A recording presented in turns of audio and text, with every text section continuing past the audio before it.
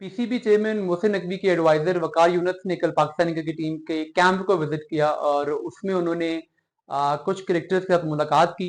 कुछ क्रिकेटर्स को उन्होंने इग्नोर किया और उसके बाद फिर एक तस्वीर जारी की गई और उसके साथ एक बड़ा ही मुज़क्क़ाखेज़ किस्म की खबर चलवाई गई। ये जो सारी स्टोरी है, इसकी डिटेल्स कुछ सामने आई हैं जो कि मैं आपसे शेयर करता हूँ। बेसिकली जब गए हैं वहाँ पे तो सबसे पहली जो उनकी मुलाकात हुई वो व्हाइट बॉल के कैप्टन बाबर आजम से उनकी मुलाकात हुई। वो बैटिंग प्रैक्टिस कर रहे थे, ये उनके पास गए, उनसे जाके मिले और वहीं पर साथ में दूसरे नेट पे मोहम्मद रिजवान भी बैटिंग प्रैक्टिस कर रहे थे, ये उनके साथ भी मिले और इन दोनों के साथ जो इनकी मुलाकात है उसके बारे में बताया जा रहा है कि काफ़ी अच्छे माहौल में ये मुलाकात हुई।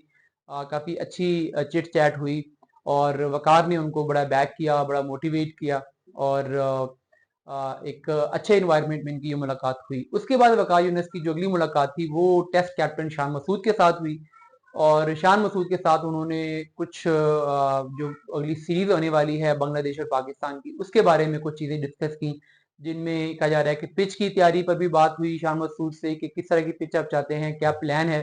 तो वहाँ पे शान मसूद ने बताया कि वो फास्ट विकेट चाह रहे हैं जहाँ पे पेसर्स को हेल्प मिले और उन्होंने कहा कि हम जो पेस बॉलिंग अटैक है उससे स्ट्रॉन्ग करके जाना चाहते हैं और मैच को फैसला कुन बनाना चाहते हैं, ड्रॉ मैचेस नहीं खेलना चाहते। तो उनकी ये जो अप्रोच थी उनके बारे में उनसे बातचीत हुई।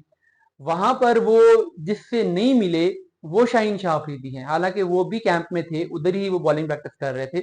मगर वकार यूनिस ने शाहीन शाह अफरीदी को इग्नोर किया, वो उनके पास नहीं गए उनके पास मिलने और शाहीन भी वकार के पास नहीं आए।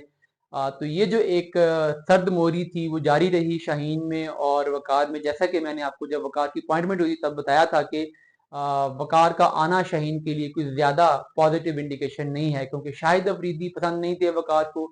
जब हेड कोच थे और अफरीदी कैप्टन थे तब भी उनके में मसाइल हुए थे और अब भी वकार जो हैं वो ये समझते हैं कि शाहिद अफरीदी ही शाहीन शाह अफरीदी को उकसा रहे हैं, तो उनके साथ कोई पॉजिटिव कोई मीटिंग नहीं हुई, कोई मुलाकात नहीं हुई। उसके बाद जो मुज़क्क़ाखेज़ बात हुई वो ये हुई कि एक तस्वीर जारी की गई और साथ में कुछ खबरें चलवाई गई।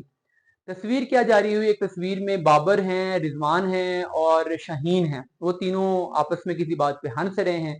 और ये तस्वीर जो थी वो जारी करवाई गई और साथ में जो पीसीबी के जो समझें कि प्रॉक्सीज हैं मीडिया में, उनके ज़रिए से खबर चलवाई गई कि जी वकार यूनिस ने इस मुलाकात में सब सेट कर दिया है।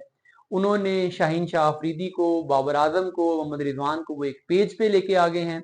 उनके दरमियान जो मसाइल थे वो उन्होंने हल करवा दिए हैं और अब पाकिस्तान क्रिकेट टीम का माहौल बड़ा अच्छा हो गया है। पाकिस्तान के माहौल टीम में ग्रुपिंग खत्म हो गई है और सब अच्छा हो जाएगा और अब आपको सब में दोस्ती नजर आएगी। तो ऐसा नहीं होता।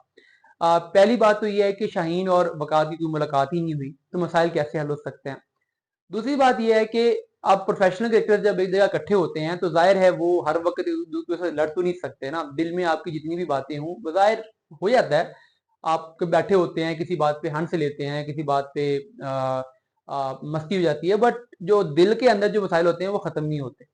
तो उस तरह के एक स्पेशल मोमेंट को अगर आप रोक के उसकी बुनियाद पे अगर आप किसी भी किस्म का कोई मफरूजा बनाने की कोशिश करेंगे तो वो गलत ही होगा।